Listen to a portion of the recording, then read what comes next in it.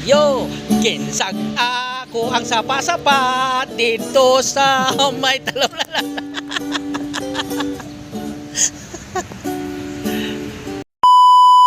Dong, ano? Ito, kasama natin si Dodong Ilonggo at ito yung magiging guitarist natin. Ano Dong? Ayos ba yan? Ito, testing natin para may sound sa kapag ano. So, ayan. Kasama natin si Baldog. Baldog, shoutout ka muna, Baldog. Shoutout sa mga tao sa amin. Followers natin dyan. Shoutout sa mga followers namin dyan. Ayan.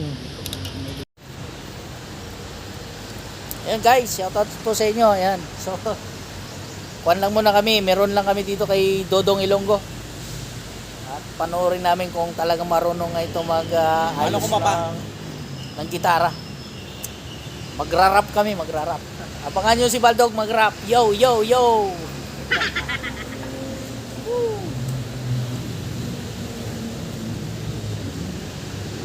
So ito na nga mga idol at kinakabit na namin yung string ng gitara, yung number 1 at sabi ko palitan na rin namin yung number 4 pero sabi naman niya ay okay pa naman daw at medyo makapal pa kaya tinabi ko na muna yung number 4. Actually yung binili ko ditong mga string halos kompleto na, bali 6 na string na binili ko rito para sigurado pag may maputol meron kami pamalit.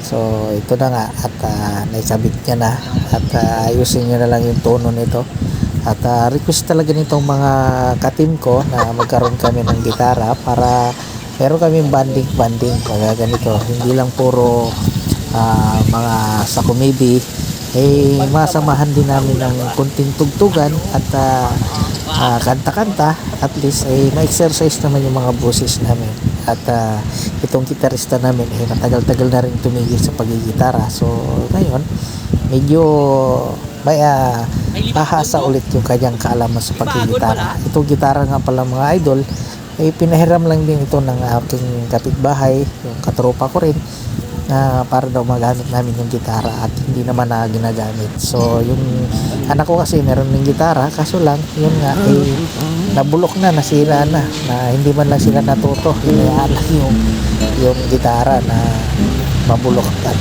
hindi nila kaya wala man lang isa sa kanila natuto. So ito mga idol at nagtutuno na yung ating kaibigan si Dodong Ilonggo. Kaya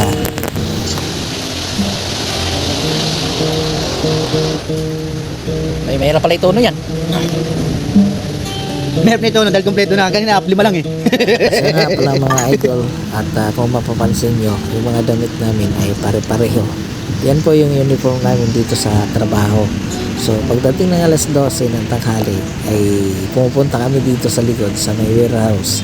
Sa likod ng warehouse at dito kasi itong pwesto namin may mga puno, mga saging kaya dito kami may pwesto, makanting lote Yun. kasi. So ayan, dito kami ipon-ipon, dito kami gumagawa ng content. Yo, ginsag ako ang sapa-sapa dito sa may talon.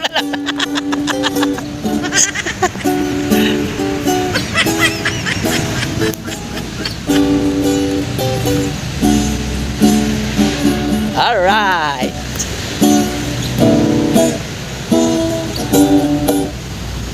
Yung ano.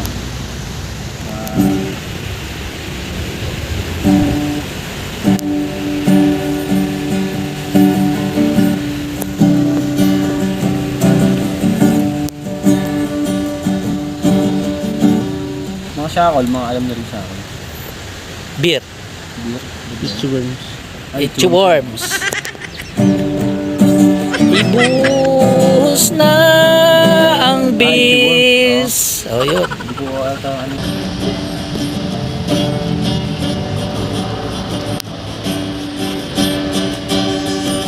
Hoy pare ko, meron akong kilala. Dito maintindi. Tama ba yung lyrics ko? So, yun guys. Hanggang dito na lang muna yung video namin at abangan nyo sa susunod yung aming banding with guitar. Wow! Kasama na yan sa susunod yung buong team na siguro baka kasama na. At nandito nga pala si Papa Dave. Oh, bago yung uniform Ayan. Oh. Yan. Ha? Oo nga. Ganda yung uniform mo, mukha kang suman. O, ipitin mo pa yan mo para hindi ka makahinga. Ano siya yan? So, yun mga idol, dyan na yung aming isang kasamahan, si Papa Dave. Yan, hanggang dito lang muna. Bye-bye, bye-bye. See you next vlog.